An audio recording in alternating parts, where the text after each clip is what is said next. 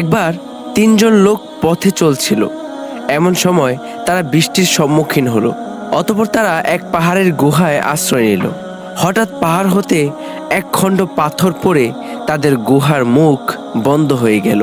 তখন তারা একে অপরকে বলল, নিজেদের কৃত কিছু সৎ কাজের কথা চিন্তা করে বের করো, যা আল্লাহর সন্তুষ্টির জন্য তোমরা করেছ, এবং তার মাধ্যমে আল্লাহর নিকট দোয়া করো।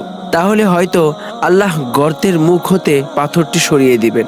তাদের একজন বলতে লাগলো, হে আল্লাহ, আমার আব্বা আম্মা খুব বৃদ্ধ ছিলেন এবং আমার ছোট ছোট সন্তানও ছিল। আমি তাদের ভরণ পোষণের জন্য পশু পালন করতাম।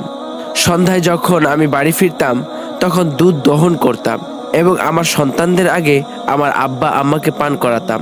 একদিন আমার ফিরতে দেরি হয় এবং সন্ধ্যা হওয়ার আগে আসতে পারলাম না। এসে দেখি তারা ঘুমিয়ে পড়েছেন। আমি দুধ দহন করলাম, যেমন প্রতিদিন দহন করি। তারপর আমি তাদের শিয়রে দুধ নিয়ে দাঁড়িয়ে রইলাম। তাদেরকে জাগানো আমি পছন্দ করিনি এবং তাদের আগে আমার বাচ্চাদেরকে পান করানো সঙ্গত মনে করিনি। অথচ বাচ্চাগুলো দুধের জন্য আমার পায়ের কাছে পড়ে কান্নাকাটি করছিল। এভাবে ভোর হয়ে গেল। হে আল্লাহ, আপনি জানেন, আমি যদি শুধু আপনার সন্তুষ্টির জন্য এই কাজটি করে থাকি, তবে আপনি গুহার মুখ থেকে পাথরটা খানিক সরিয়ে দিন, যাতে আমরা আসমানটা দেখতে পাই।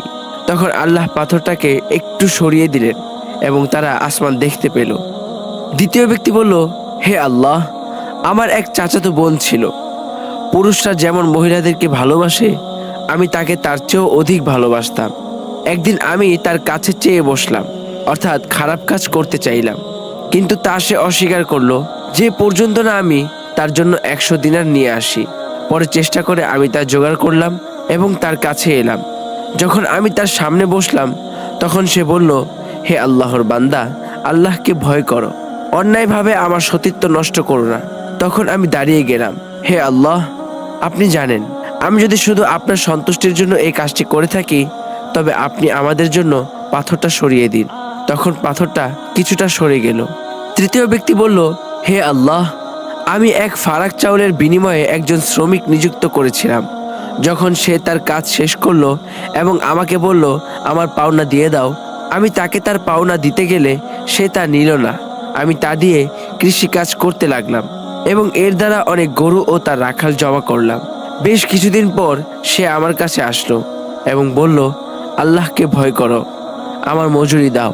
আমি বললাম, এই সব গরু ও রাখাল নিয়ে যাও। সে বলল, আল্লাহকে ভয় করো, আমার সাথে ঠাট্টা করো না। আমি বললাম, আমি তোমার সাথে ঠাট্টা করছি না, ওইগুলো নিয়ে যাও। তখন সে তা নিয়ে গেল। হে আল্লাহ, আপনি জানেন, যদি আমি আপনার সন্তুষ্টি লাভের জন্য এই কাজটি করে থাকি, তবে পাথরের বাকিটুকু সরিয়ে দিন। তখন আল্লাহ পাথরটাকে সরিয়ে দিলেন। এই গল্প থেকে আমাদের শিক্ষা: 1. বান্দা সুখে দুঃখে সর্বদা আল্লাহকে ডাকবে। 2. বিপদ আপদের সময় আল্লাহকে ব্যতীত কোনো মৃত ব্যক্তি বা অন্য কাউকে ডাকা শিরকে আকবর বা বড় শিরক। 3. সৎ আমলকে উসিলা হিসাবে গ্রহণ করতে হবে। 4. পিতামাতার প্রতি সৎ ব্যবহার করতে হবে এবং স্ত্রী ও সন্তানদের উপর তাদেরকে প্রাধান্য দিতে হবে। প্রিয় দর্শক, এই ছিল আমাদের আজকের ভিডিও। যদি ভিডিওটি ভালো লেগে থাকে তাহলে একটি লাইক করবেন, একটি কমেন্ট করে জানাবেন কেমন হয়েছে, আর আপনার বন্ধুদের মাঝে ভিডিওটি শেয়ার করে দিবেন এবং অবশ্যই চ্যানেলটি সাবস্ক্রাইব করবেন। চলে যাচ্ছি, পরবর্তী ভিডিওতে আবার দেখা হবে। আল্লাহ হাফেজ।